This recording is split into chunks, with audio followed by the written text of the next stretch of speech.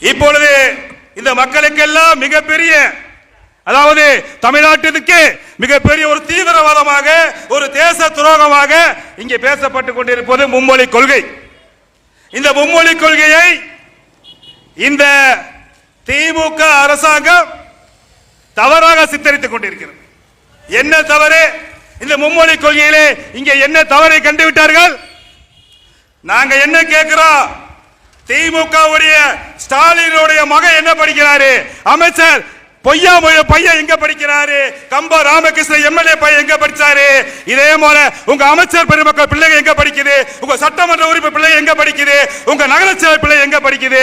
என்ன படிக்குது? அதே கல்வி நீங்க படிச்சது எல்லாமே மும்மொழி கல்வி தான் படிச்சீங்க.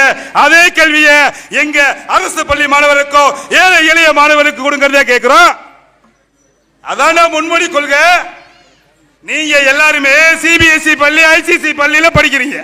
எங்க அரசு அதிகாரம் படைத்த அரசியல்வாதியோட பிள்ளைகள் இங்கே இந்த தமிழகத்தில் உள்ள அத்தனை மக்களுடைய சொத்துக்களை எல்லாம் இங்கே உள்ள வரி பணத்தால் சுரண்டி தின்ற இந்த பண முதலைகள் தனது பிள்ளைகளை வெளிநாட்டிலே படிக்க வைப்பது, கால்வெட்டிலே படிக்க வைப்பது, சிபிஎஸ்இ பள்ளியிலே படிக்க வைப்பது.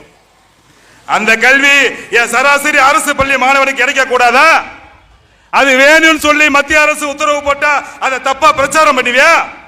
என்ன தவறு? சிபிஎஸ்இ பள்ளி, இந்த சிபிஎஸ்இ பள்ளியில நடத்துறது யாரு? திமுகவோட அமைச்சர் தாங்க. திமுகவின் அமைச்சர்கள் தான் சிபிஎஸ்இ பள்ளி நடத்துறீங்க. ஓம் பள்ளிக்கூடத்தில் மும்மொழி கொள்கை இல்லையா? தமிழவா பாடம் நடத்திக்கிட்டு இருக்க சிபிஎஸ்இல ஆங்கிலம், பிரெஞ்சு, ஹிந்தி, தெலுங்கு, கன்னடம் நீ எல்லா மொழியும் நடத்திட்டு இருக்க. அத இங்க அரசு பள்ளியில படிக்க என் பசங்க படிக்க கூடாது, தெரிஞ்சுக்கிற கூடாது. தெரிஞ்சுக்கிட்ட விவரமாயிருவா. மோடி பேசுகின்ற மொழியை தமிழகத்தில் இருக்கக்கூடிய மாணவர்கள் நேரடியாக கேட்டா தெளிவாயிருவானே. அரசோட திட்டங்கள் தெரிஞ்சுக்கிடுவானே. நீ ஸ்டிக்கர் ஒட்ட முடியாது. அரசு திட்டங்களை எல்லாம், மத்திய அரசு திட்டங்களை எல்லாம் என்னுடைய திட்டம் என்று பொய் பிரச்சாரம் செய்ய முடியும் என்பதற்காகத்தான் இது போன்ற மும்மொழி கொள்கையை நாங்கள் எதிர்க்கின்றோம். மும்மொழி கொள்கையை தமிழகத்திலே நாங்கள் நிறைவேற்ற விட மாட்டோம். மொத்தம் 55 லட்சங்களுக்கு மேலாக என் அண்ணன் அண்ணாமலையினுடைய கணக்கெடுப்பின்படி 55 லட்சம் மாணவர்களுக்கு மேலாக சிபிஎஸ்இ பள்ளியிலே இந்த மும்மொழி கொள்கையை இப்போது வரை படித்துக் கொண்டுதான் இருக்கிறார்கள்.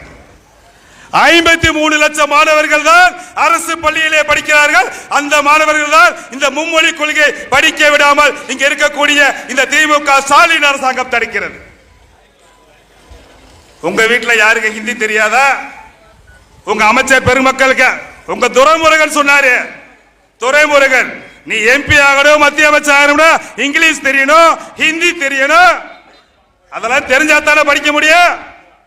அதை படிக்கிறதுக்கான தகுதியை மத்திய அரசு உருவாக்கி கொடுக்குதுல. அதை தடுக்க வேண்டிய அவசியம் என்ன? இங்கு உள்ள திமுக தலைவர்களே, இது போன்ற திட்டங்களை எல்லாம், இது போன்ற சட்டங்களை எல்லாம் இந்த மக்களுக்கு தெரியப்படுத்துவதற்காகத்தான் இந்த சாதனை விளக்க பட்ஜெட் விளக்க கூட்டம்.